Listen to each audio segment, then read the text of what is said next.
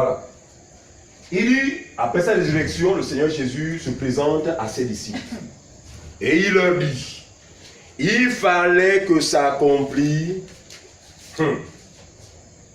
ce qui était écrit de moi, donc au sujet de la mort, parce que là c'est après sa résurrection, bien que les apôtres avaient cette information, parce qu'il ne manquait pas de leur dire que bientôt le Fils de l'homme va être livré.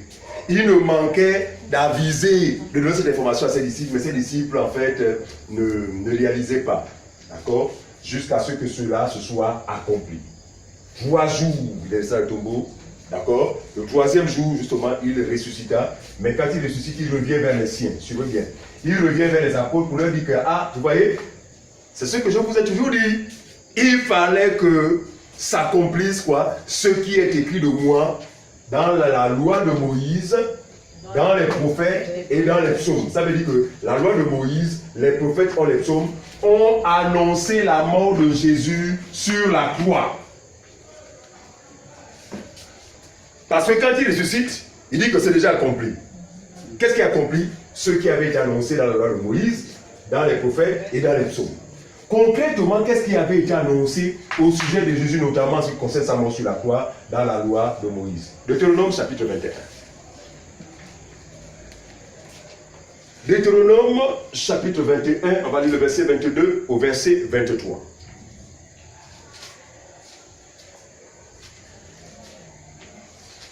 Deutéronome 21, 22 à 23. Si l'on fait mourir un homme qui a commis un crime digne de mort, et que tu l'aies pendu à un bois, son cadavre ne passera point la nuit sur le bois. Mais tu l'enterreras le jour même, car celui qui est pendu est un objet de malédiction auprès de Dieu. Et tu ne souilleras point le pays que l'Éternel ton Dieu te donne pour héritage. Est-ce que vous comprenez ça? Jésus a dit quoi? Il a dit qu'il fallait que s'accomplisse quoi? Ce qui est écrit de moi dans la loi de Moïse, dans les prophètes et dans les psaumes. Donc là, nous sommes dans un passage où la loi, en réalité, enfin dans le fond, parle de Jésus. Mais dans la forme, la loi semble s'adresser au peuple d'Israël. C'était une loi qui était observée en Israël. Qu'est-ce qui se passait?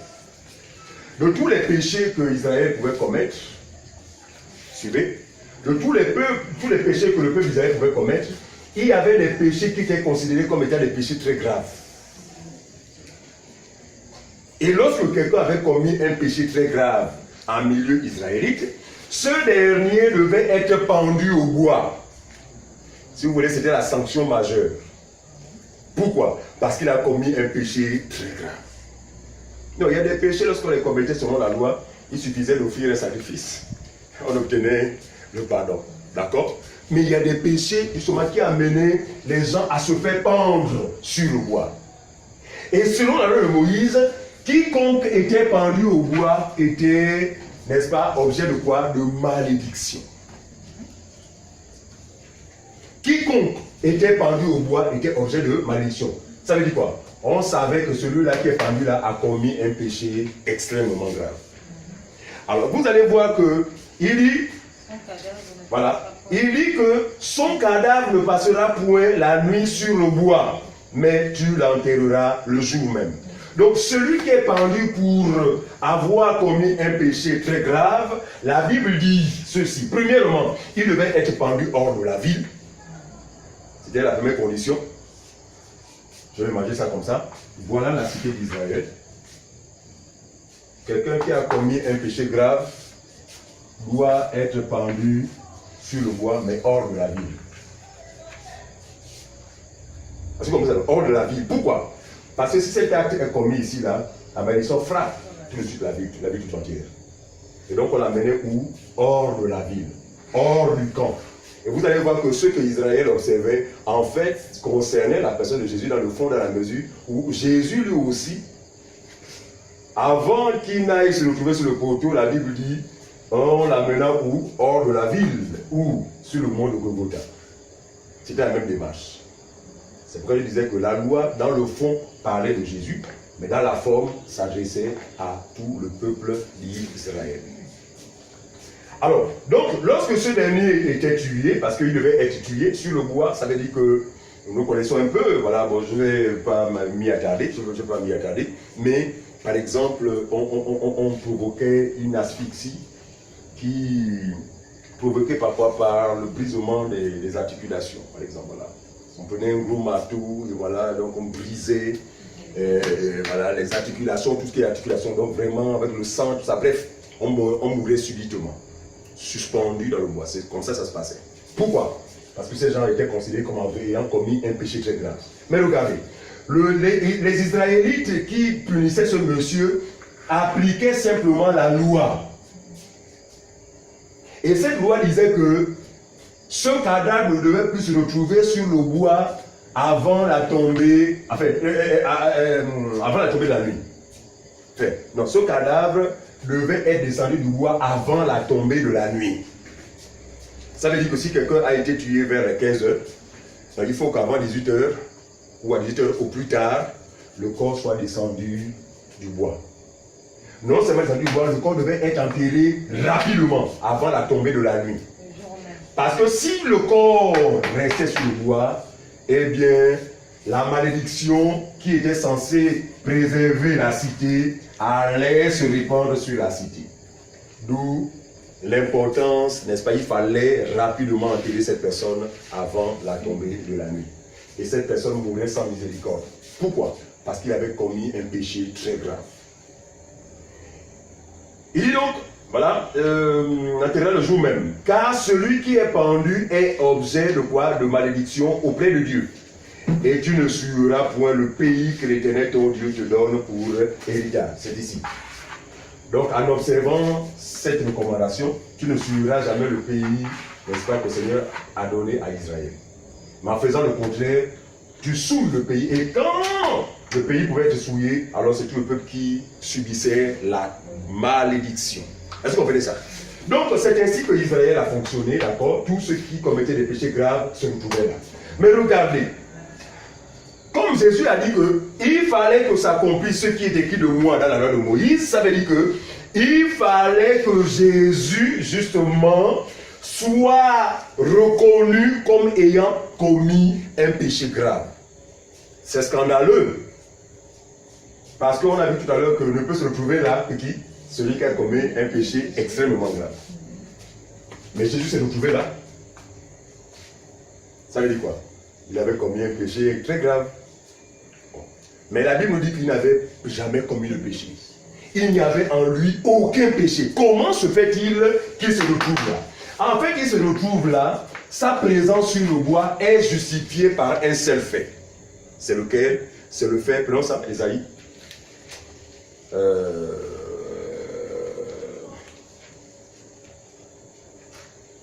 Non, pas Esaïe, Galates.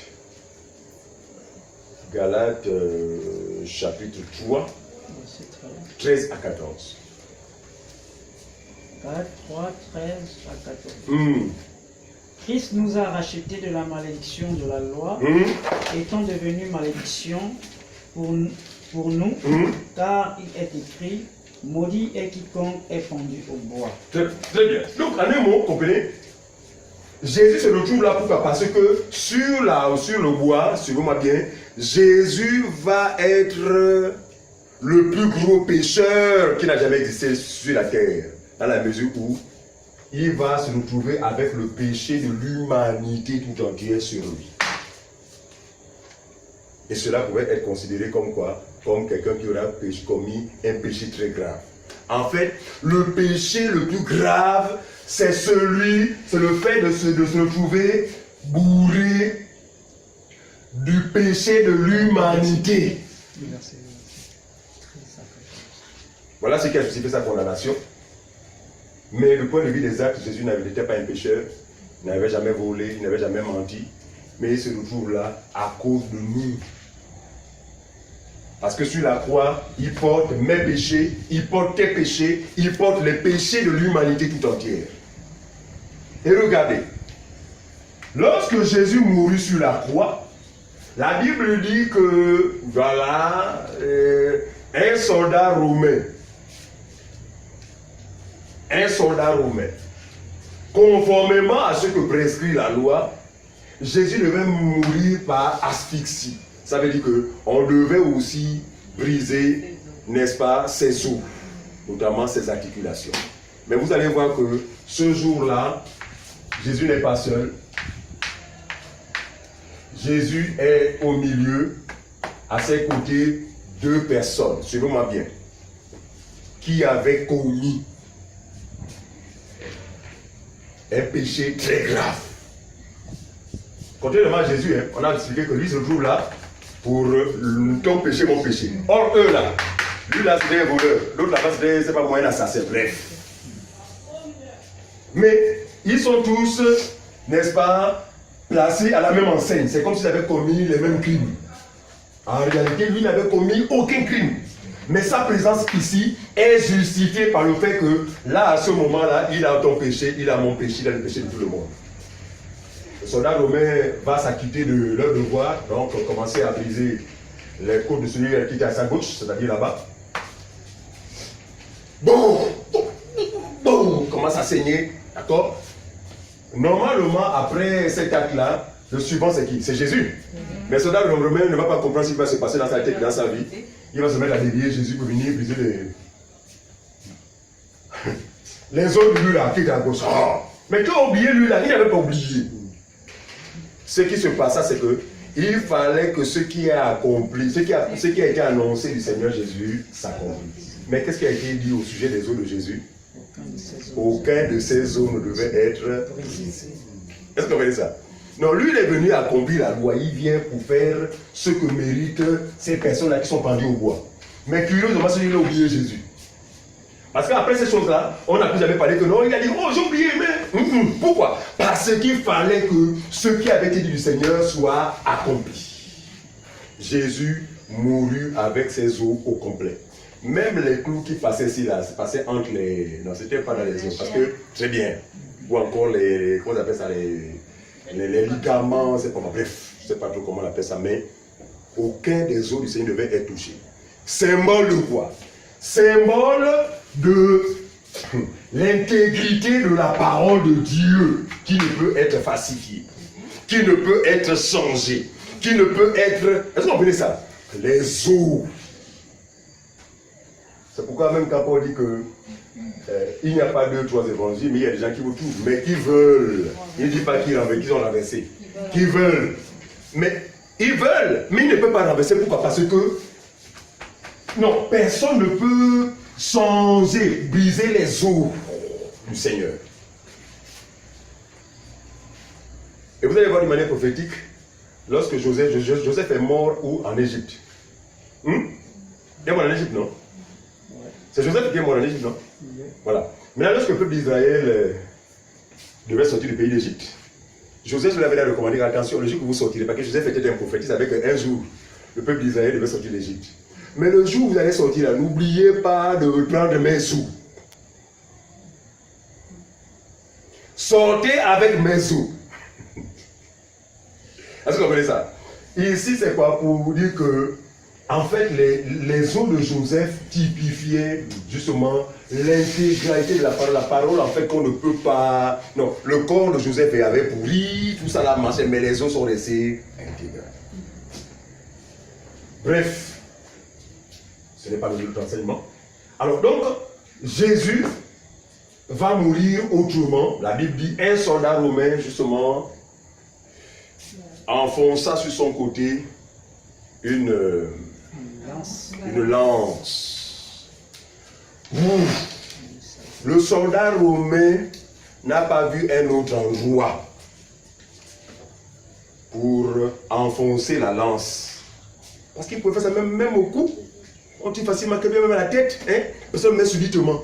Le soldat romain n'a pas compris parce que son épée a été dirigée par Dieu lui-même dans un endroit précis. Où? La côte. Pourquoi? Parce que le premier Adam, qui a été une âme vivante, n'est-ce pas? De sa côte est sortie Ève. Pas d'autre endroit, par la faute. Et Paul nous dit que Jésus-Christ est le second, c'est ça? Le deuxième Adam. Le premier Adam a fait sortir sa femme par la côte. Le second Adam va faire sortir sa femme aussi par la côte. C'est pourquoi le soldat romain n'a pas trouvé notre endroit, il fallait aller toujours à la côte pour confirmer la vérité selon laquelle le premier Adam était l'image du véritable Adam. De la même manière, Ève a été tirée dans le premier Adam.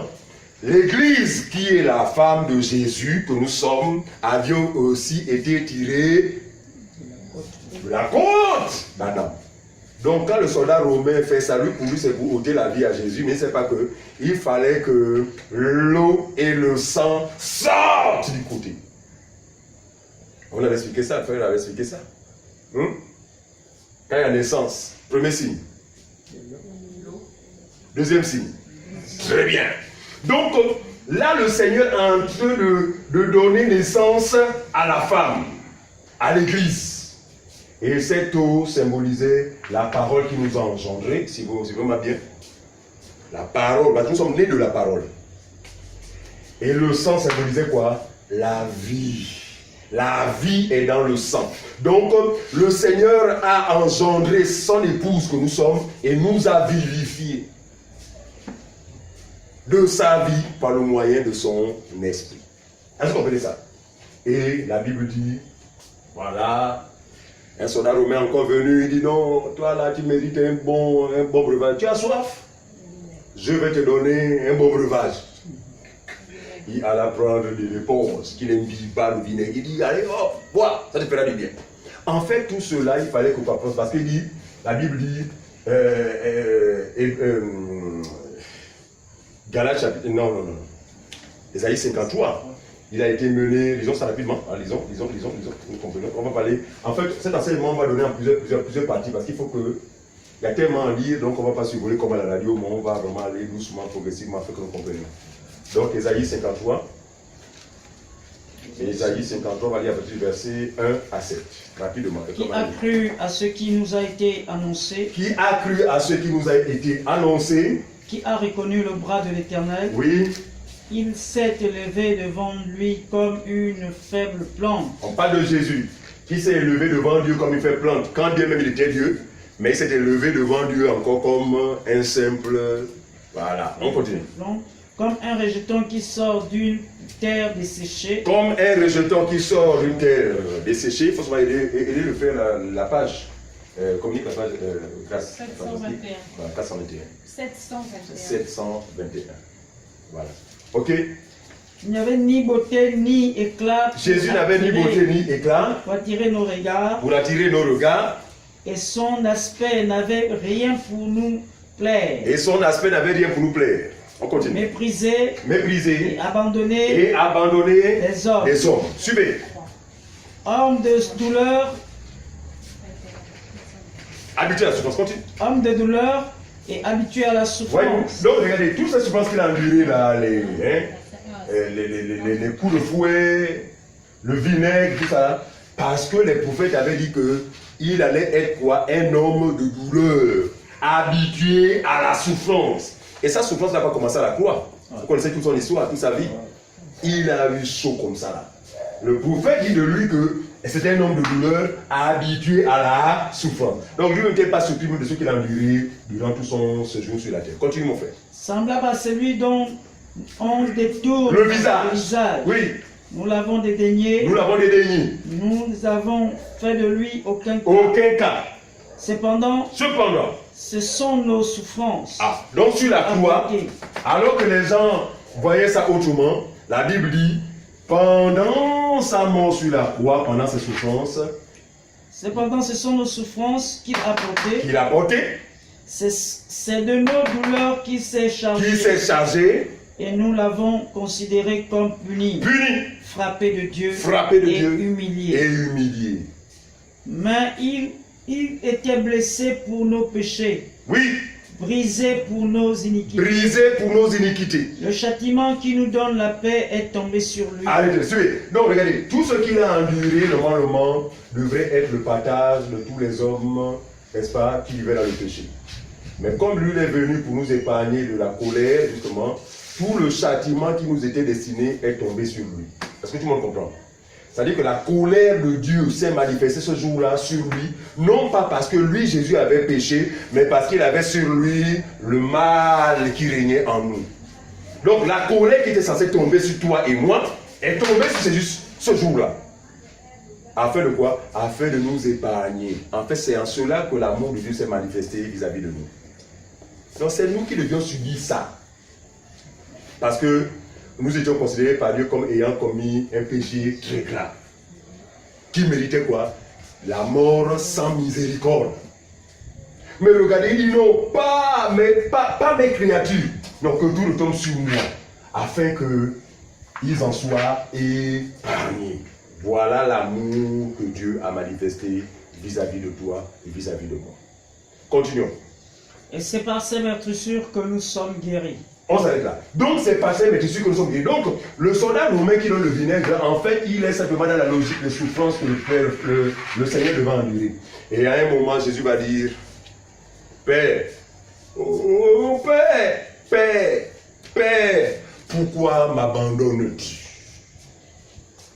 Voilà un passage qui a donné l'occasion au témoin de Jéhovah de dire comme attends, si c'est Jésus qui est Dieu, comment va-t-il dire encore Père, Père, Père, Père, Père? Et nous avons expliqué ça ici. Dieu était en Jésus. Autrement dit, Dieu habitait le corps qu'on appelait Jésus. Mais comme Dieu est saint, dans cet état de péché, Dieu ne pouvait s'accorder avec la tente ou encore avec la maison dans laquelle Jésus habitait. Donc le Christ qui est Dieu va sortir du corps de Jésus. Parce que la Bible dit que c'est Christ qui l'a ressuscité des morts. Donc c'est le Christ là qui est sorti, qui est revenu pour relever Jésus de la mort. C'est pas ça qu'on comprend. En fait, c'est la même personne. En fait. C'est difficile à expliquer avec des mots parfois. Mais vous comprenez ce que je veux dire. C'est-à-dire que c'est Dieu lui-même qui habitait un corps corruptible dans la mesure où il était, n'est-ce pas, affecté par le péché. Lui n'était pas un pécheur. Christ, qui est Dieu lui-même, est sorti. Et Jésus m'a dit, Père, Père, pourquoi m'abandonnes-tu? En réalité, il n'avait pas abandonné Jésus, mais simplement pour dire que, écoutez, mais moi, je suis saint, comment tu veux me mêler dans une affaire comme ça? Je reviendrai à ton secours. Pourquoi? Parce que j'avais promis par la bouche de David que je n'abandonnerai jamais ton âme dans le séjour des morts. Je reviendrai. Et c'est lui qui a ressuscité Jésus des morts. On va le comprendre. Et puis, plus tard, la Bible dit, il expira. Il rendit l'âme. Conformément à la loi de Moïse, on fit tout pour le faire descendre avant la tombée de la nuit. Jésus fut enterré. Autrement dit, son corps fut déposé dans un tombeau. Nous connaissons l'histoire. Alors, donc on a vu que la loi de Moïse a parlé de Christ, c'est ce qu'il vient d'expliquer là. Maintenant, il dit les prophètes. Les prophètes, on a expliqué tout à l'heure, il y en a tellement, tous ont parlé de lui, même Jonas a parlé de lui. Vous savez ça, non? Voilà. Mais non, pas le temps, on a parlé d'Ésaïe, Ésaïe 53, c'est vrai. Maintenant, dans les psaumes. Alors, que dit David au sujet du Seigneur? Allez, psaume chapitre 16, le verset 10, rapidement. Il dit, c'est là ce que je vous disais, qu'il fallait que s'accomplisse ce qui est écrit de moi dans la loi de Moïse, dans les prophètes et dans les psaumes. Que dit David au sujet de Jésus et en rapport avec sa mort sur la croix? 16, le verset 10. Suivez. Car tu ne livreras pas mon âme au séjour des morts. Tu ne. La page 567. Car tu ne livreras pas mon âme au séjour des morts. Tu ne permettras pas que ton bien-aimé voie la corruption. On s'arrête là. Qui parle? Si vous suivez, qui parle? Combien que tu la page? 567. 567. Qui parle? David, non? Il dit quoi? Car tu ne livreras pas mon âme au séjour des morts. Tu ne livreras pas mon âme au séjour des morts. Tu ne permettras pas que ton bien-aimé... Tu ne permettras pas que mon bien-aimé, ton bien-aimé voie la corruption. Quand David parle comme ça, bien-aimé, Israël a l'impression que David parle de lui-même. Or, Jésus a dit que il fallait que s'accomplisse quoi? Ce qui est écrit de moi, Moïse, les prophètes et les psaumes. Mais David dit ça. Tu n'abandonneras pas mon âme dans le séjour des morts. et tu ne verras pas la suite. Tu ne permettras pas que ton bien-aimé voie la corruption. Voilà, corruption. David parle comme ça. Mais regardez, des siècles vont passer. Je crois que c'est Pierre. C'est Pierre qui a prêché. Voilà, Pierre, Acte chapitre 2. Voilà, Acte chapitre 2, verset 29 au verset 36. Ah, Seigneur. Oh mon frère. Acte chapitre 2, la page. Acte 2, page 1057. 1057. Verset 29. Acte chapitre 2, le verset 29 à 36. 1058. Oh mon frère. Oh mon frère. Qu'il me soit permis de vous dire librement au sujet du patriarche David. Vous comprenez ça? C'est Pierre, non? C'est Pierre qui parle comme ça? Oui. C'est Pierre. Pierre dit à Israël, oh mon frère, qu'il me soit permis de dire ceci au sujet du patriarche David. C'est David qui a écrit le psaume. Ensuite, vas-y frère. Qu'il est mort. David est mort. Qu'il a été enseveli. Qu'il a été enterré. Et que son sépulcre existe encore aujourd'hui parmi nous. Vous comprenez ça?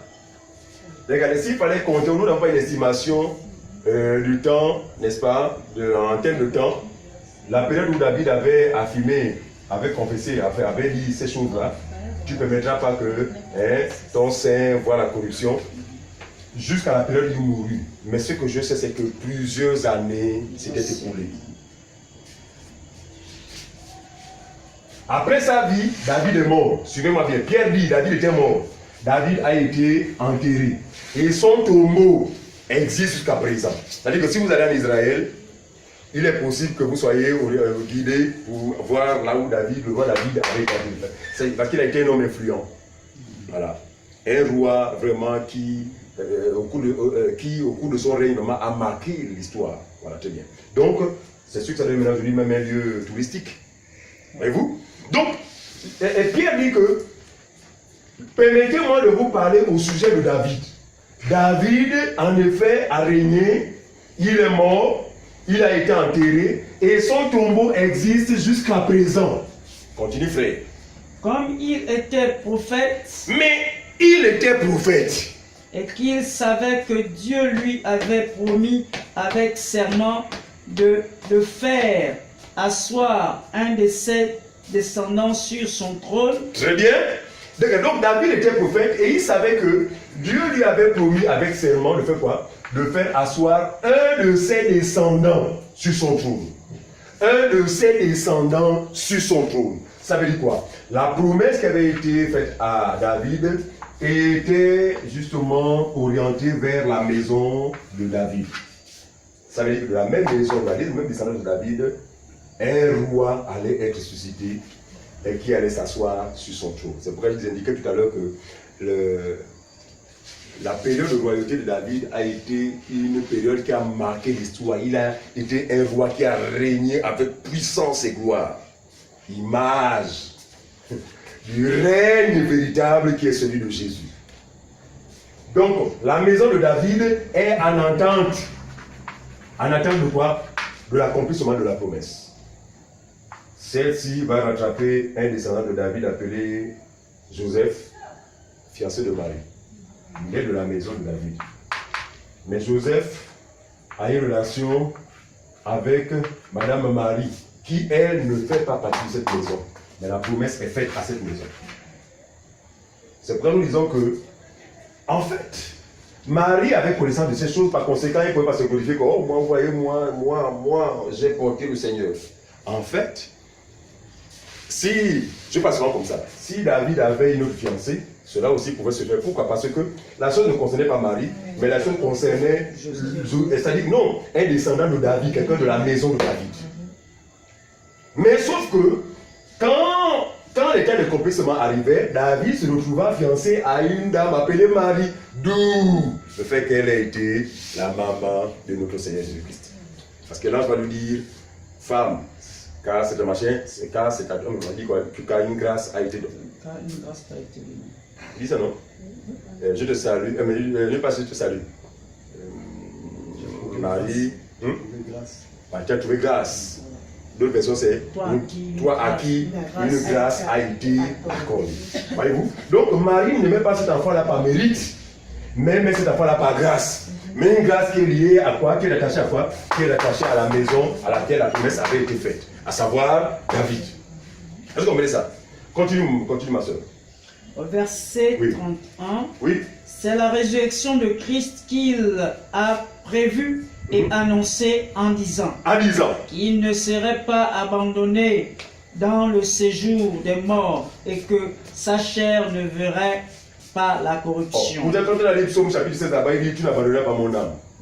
C'est comme s'il parlait de lui-même. Mais maintenant Pierre vient dire qu'en fait David ne parlait pas de lui-même. David parlait de Jésus. Et vous comprenez que Jésus a raison quand il dit qu'il fallait que s'accomplisse ce qui est écrit de moi dans les psaumes, dans les prophètes et dans la loi de Moïse. Continue, frère. C'est ce Jésus que Dieu a ressuscité. C'est ce Jésus que Dieu a ressuscité. Nous en sommes tous témoins. Nous en sommes tous témoins. Élevé par la droite de Dieu, Amen. Il a reçu du Père le Saint-Esprit qui a été promis et il l'a répandu comme vous le voyez et l'entendez. Très bien. Car David n'est point monté au ciel, mais il dit lui-même, le Seigneur a dit à mon Seigneur, assieds-toi à ma droite, jusqu'à ce que je fasse de tes ennemis ton marchepied. Continue. Que toute la maison d'Israël la conclusion de Pierre, sache que toute la maison d'Israël sache ceci. Sache donc avec certitude que Dieu a fait Seigneur et Christ, c'est Jésus que vous avez crucifié. Voilà. C'est en cela que David a parlé de Jésus. Toujours Acte chapitre 13, on va lire verset 29. Acte 13, 29. Verset 29 de Acte 13.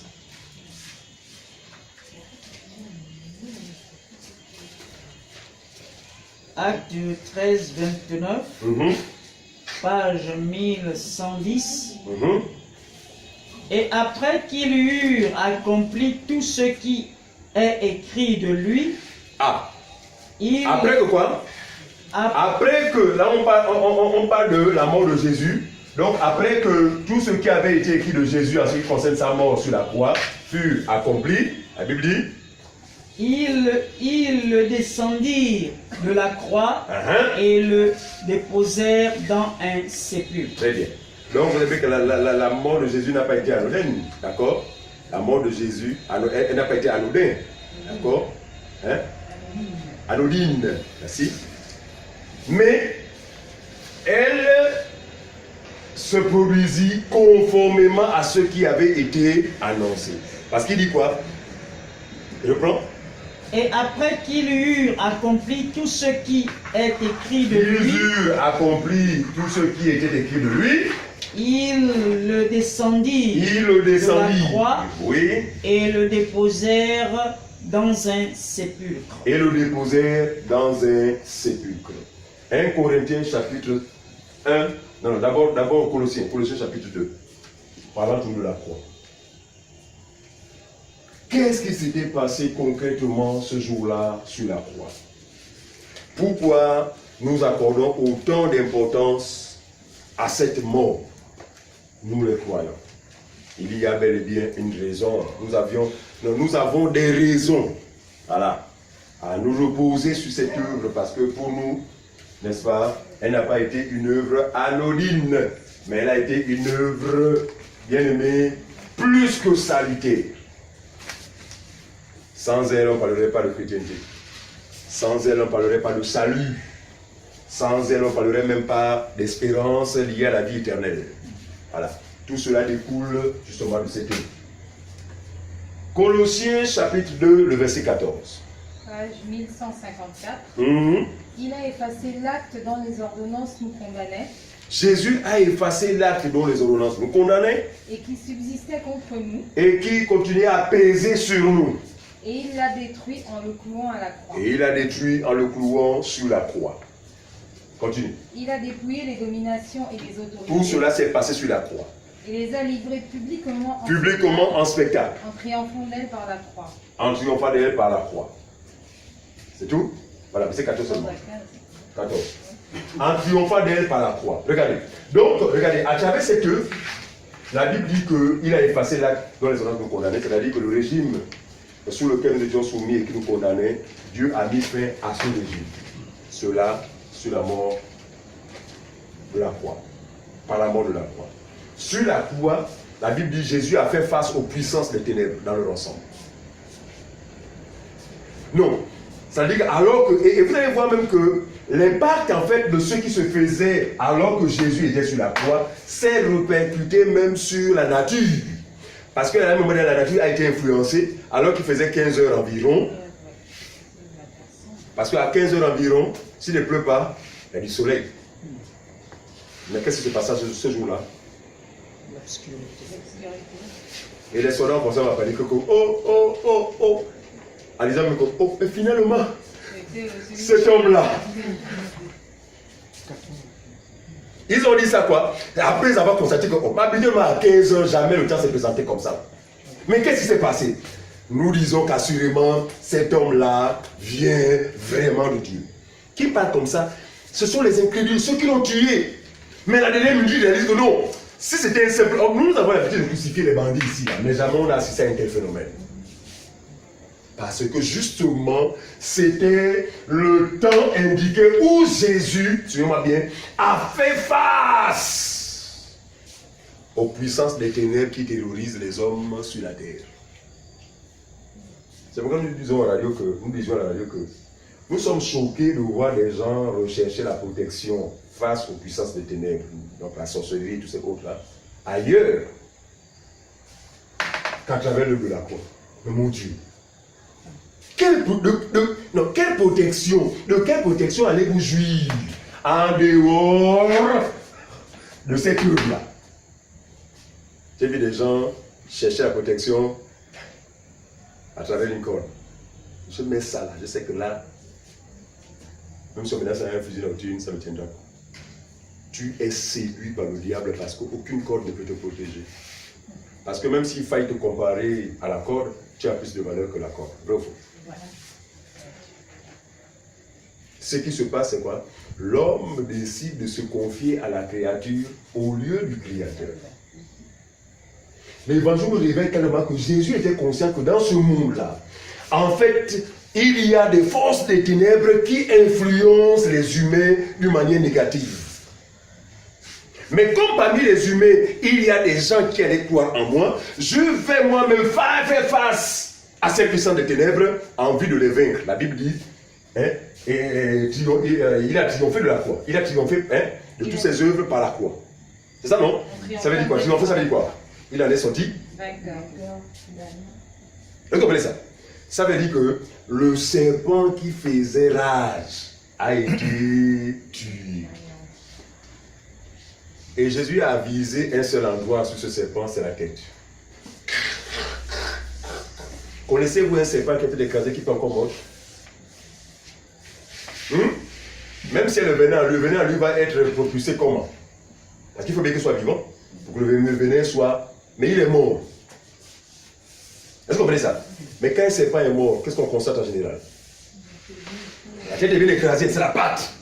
Mais qu'est-ce qu'on peut constater au moment quand vous l'observez?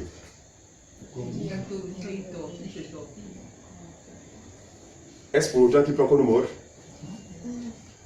Regardez, cette réalité ne s'applique. Regardez, cette réalité ne s'applique que pour celui qui a cru. Regardez, pour celui qui n'a pas cru, le serpent est bel et bien vivant. C'est pourquoi il continue à mordre. Et il mordra toujours. Est-ce que personne comprend? Mais pour nous qui avons cru, regardez, par la grâce de Dieu, nous rentrons en fait dans l'héritage. En fait, nous partageons la victoire que Jésus a obtenue sur la croix. C'est pas ce que vous comprenez? Par la foi en lui. Le fait de croire en Jésus, c'est que nous rentrons dans la victoire qu'il a obtenue. Ça veut dire qu'aussi vrai que Jésus a été victorieux face aux puissances des ténèbres, la victoire est désormais le partage de quiconque croit. Regardez, celui qui a cru comme ça, Pensez-vous qu'il va encore rechercher la protection autrement que par l'œuvre de la croix? C'est pourquoi vous ne verrez jamais un vrai chrétien aller vers un pasteur pour dire fais-moi un travail. À la radio, à 13h avant nous, un bandit de grand chemin. Vous avez un bandit de grand chemin. En fait, un sorcier, c'est un sorcier qui se fait appeler il se fait appeler pasteur, un Camerounais. Dans tout son message, tout ça, qui cherche l'argent en fait. Voilà, il a la recherche de l'argent.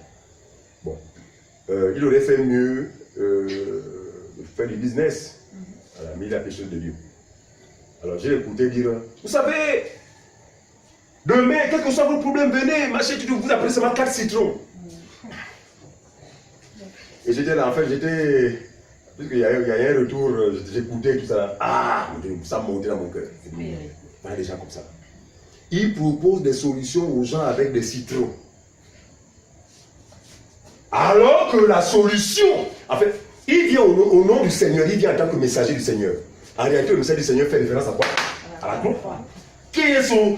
Le citron, c'est pour manger avec le bouillon. C'est pas ça mon frère. Donc le citron, c'est pour... nous, quand on a fait la gale là, voilà. Non, mais le citron ne peut pas procurer la victoire face aux puissances des ténèbres. Et les puissances des ténèbres en sont conscients. C'est pourquoi vous allez voir que c'est eux qui poussent les gens, en fait, à passer outre de la croix. Très bien. Parce que quand on passe outre de la croix, vous êtes inévitablement sa proie. Plusieurs sont la proie de Satan, simplement parce que Satan les a empêchés à réaliser ça là.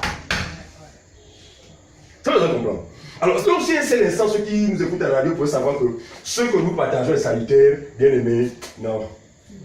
Mais hélas, Satan continue à faire son œuvre, à les empêcher de comprendre ces choses, mais à être beaucoup plus attentifs aux fables, à la philosophie, aux contes de grand-mère. Voilà ce que Satan fait. Donc pour nous, parce que c'est nous qui sommes concernés par ça, c'est pourquoi nous en parlons. Pour nous, bien aimés, c'est là. Tout s'est passé sur la croix. La Bible dit, il en sortit vainqueur. Il triompha d'elle par la croix. Donc en Christ, nous sommes plus que vainqueurs. Ce n'est pas des simples mots, je vous dis. Ce ne sont pas des simples mots. Ce ne sont pas des affirmations gratuites. Nous comprenons et nous réalisons que, oh Seigneur, merci d'être venu. On a dit ça tout à l'heure, non? Il dit que cet enfant-là, quand il naîtra, tu l'appelleras Jésus. C'est lui qui délivrera son peuple de ses péchés. Regardez, savez-vous ce qui donne accès à Satan dans la vie des gens? C'est le péché. Pourquoi nous disons qu'il n'a plus accès dans nos vies? Parce que nous ne sommes plus des pécheurs. Est-ce que vous comprenez ça? Mais c'est lui qui vient délivrer l'homme du péché. Le péché qui rend l'homme vulnérable, n'est-ce pas, aux puissances des ténèbres. Ça, c'est ce qui s'est passé sur la croix. Jésus a bel et bien porté ton péché, mon péché, sur la croix et a obtenu une victoire qui est censée être notre partage si et seulement si nous croyons fermement en cette œuvre. Si vous n'y croyez pas, le serpent qui est pourtant écrasé ressuscitera pour vous. Vous comprenez mon langage, non? Non, dans les faits, il est mort, écrasé. Mais c'est seulement le corps qui bouge. Alors ceux qui n'ont pas cette connaissance, ils vont dire, oh, il est vivant, ils ont peur. C'est pourquoi, vous voyez, les gens mènent une vie de christianisme où ils sont comme dans une psychose.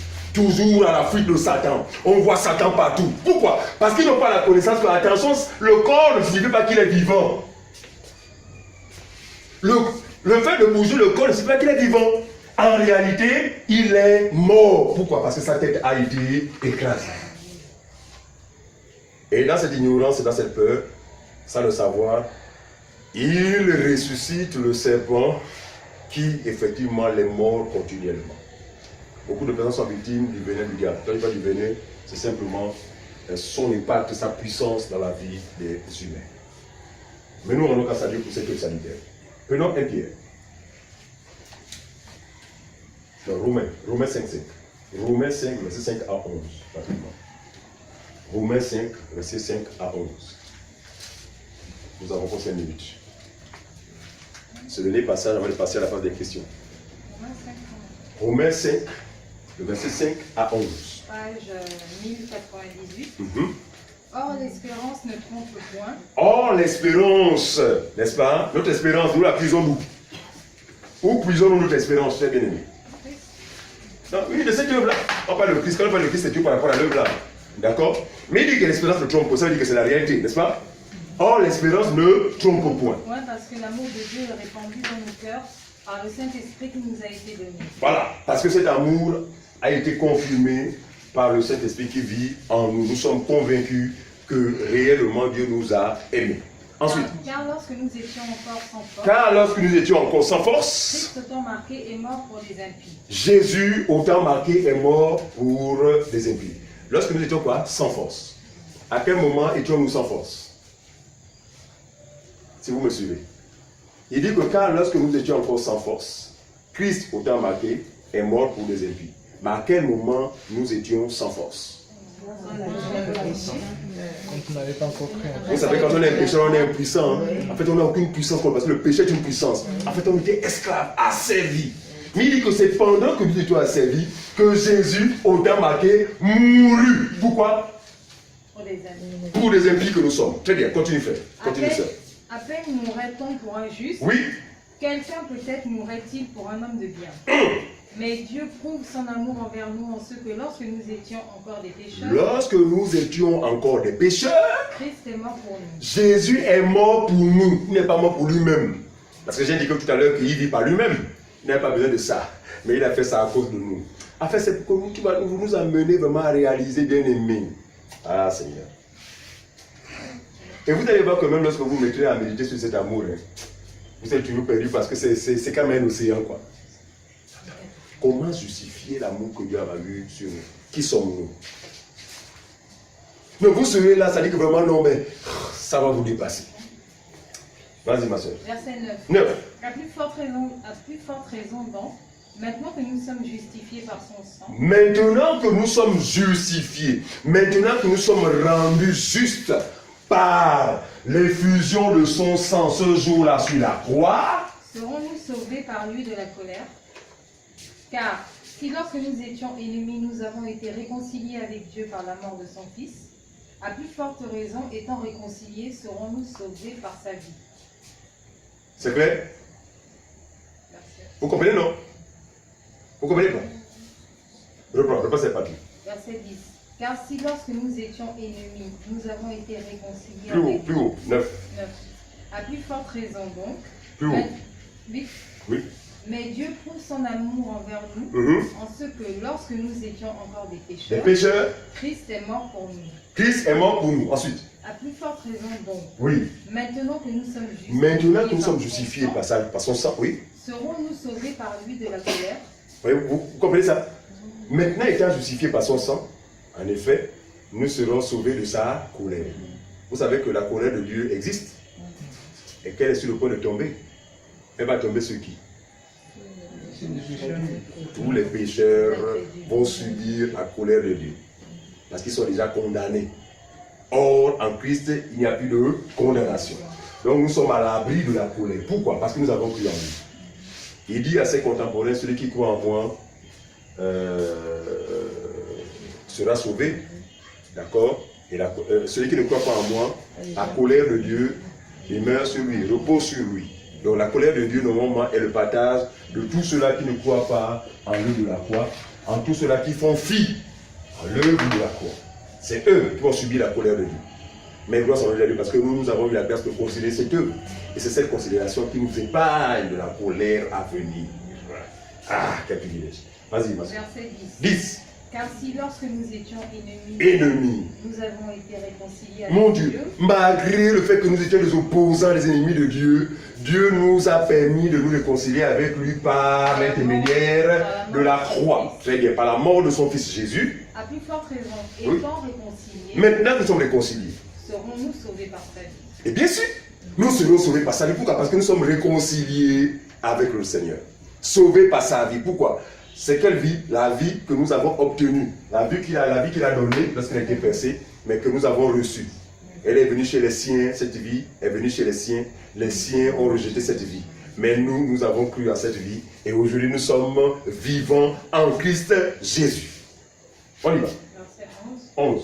Et non seulement cela, mais encore nous glorifions en Dieu par notre Seigneur Jésus-Christ, par qui maintenant nous avons obtenu la réconciliation. Merci Seigneur. Romains chapitre 6, verset 10. Ah, tu as vu ce dernier passage. Romains 6, 10, vite.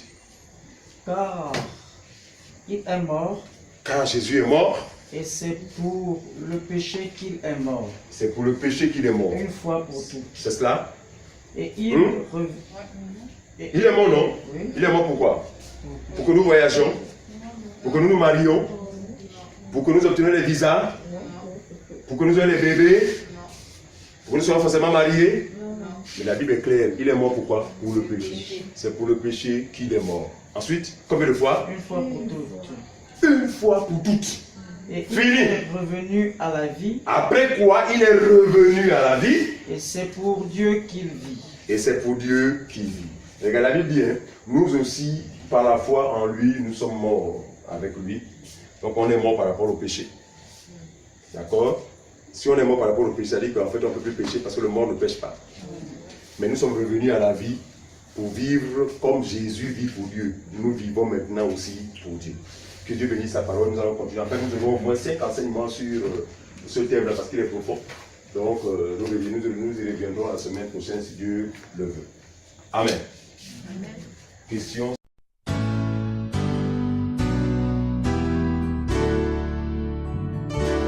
El Shaddai, Adonai, le Dieu tout-puissant, le roi compatissant. Lui que le ciel révère, que la terre préfère et tout l'univers le vénère. El Shaddai, le Dieu